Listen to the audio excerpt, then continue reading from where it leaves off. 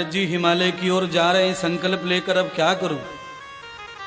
पिता ब्रह्मा के लिए भी पूरा नहीं पढ़ पाया, अब अंत में भक्ति का भी व्रत ले लिया, भक्ति का भी पूरा नहीं कर पा रहा हूं, तो मैं क्या करूं। तो एक ही समाधान मार्ग मिला, चलो हिमालय। और मुझे पूरा भरोसा है कि हिमालय के लिए जो निकल जाते हैं थोड़े समय के लिए, उनकी जिंदगी का समाधान हो जाता है, सारे रास्ते खुल जाते हैं जिंदगी के। बिगड़े हुए काम, बिगड़ी हुई बुद्धि, बिगड़ा हुआ चरित्र, बिगड़ा हुआ शरीर, सब फिर से नए होने लगते हैं, सब जवान होने लगते हैं। नहीं तो मैं आपको गारंटी ले रहा हूं, अगर आपने 50 साल से गांव में निकाल दिए, जवानी और बुढ़ापा आ गया, अब 50 साल के बदले खाली 11 साल के लिए हिमालय चले जाओ और तुम ना जवान हो जाए, ना तुम्हारी बीमारी खत्म हो जाए, बिना दवा के, बिना औषधि के, तो मुझे बता देना। साल भर जाके आ जाओ, घूम के आ जाओ साल भर, बोलिए इतना फर्क है।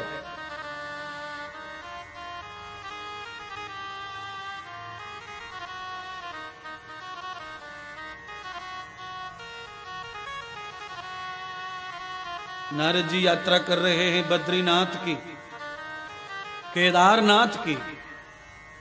जैसे ही बद्रीनाथ केदारनाथ के लिए नारद जी निकले तो रास्ते में, मार्ग में ही, बद्री विषाद में, केदारनाथ में ही उनको बद्रिकाश्रम में ही ऋषियों का दर्शन हुआ, ब्रह्मचारियों का।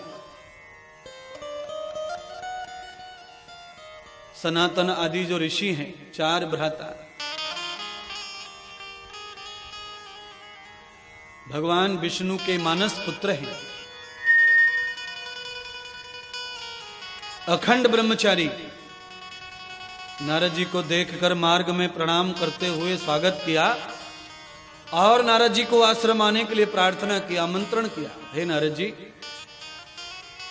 आज आप हमारे आश्रम के सामने से जा रहे हैं और आप हमें सेवा न दो, ऐसा कैसे होगा। अतिथि सेवा का हमें फल चाहिए, अतिथि सेवा हमें चाहिए।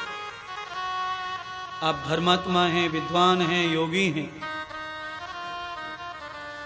योगी और धर्मात्मा, विद्वान, सदाचारी, पुरुषार्थी जो संत महात्मा ब्राह्मण जन हैं, वो अतिथि हैं, अर्थात वो भगवान हैं। अब यहां 2 बात है। नारद जी सनत कुमारों को महान मान रहे हैं और सनत कुमार नारद को महान मान रहे हैं। अब आप सुन लो, मैं कहना चाहता हूं, अगर 2 ब्राह्मण आपस में मिलें तो दोनों को एक दूसरे का रिस्पेक्ट करना चाहिए। 2 संत मिलें तो दोनों को एक दूसरे को महान देना चाहिए, महानता करनी चाहिए। और हम 2 व्यापारी आपस में मिलें तो हम दूसरे का सम्मान करें, और हम 2 परिवार के सदस्य मिले तो सम्मान करें। और पति पत्नी से लेकर के कोई भी जो 2 पार्ट में हैं, मित्र हैं, साथ में जहां भी मिले, जब भी मिले, कितनी बार मिले, तो एक दूसरे का सम्मान करना चाहिए।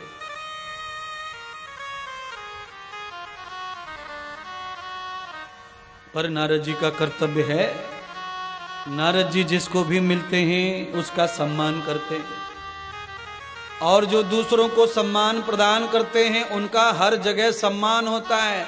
इसीलिए नारद जी को पशु पक्षियों से लेकर, देव कन्नर से लेकर, गंधर्व यक्षों से लेकर दैत्यों तक सब नारद जी का सम्मान करते हैं, सब नारद जी की जय जयकार करते हैं। नारद जी एक ऐसे देवता हैं जिनके दुश्मन राक्षस भी नहीं है। नहीं तो राक्षसों में और देवताओं में तो कभी बनी नहीं है एक बात।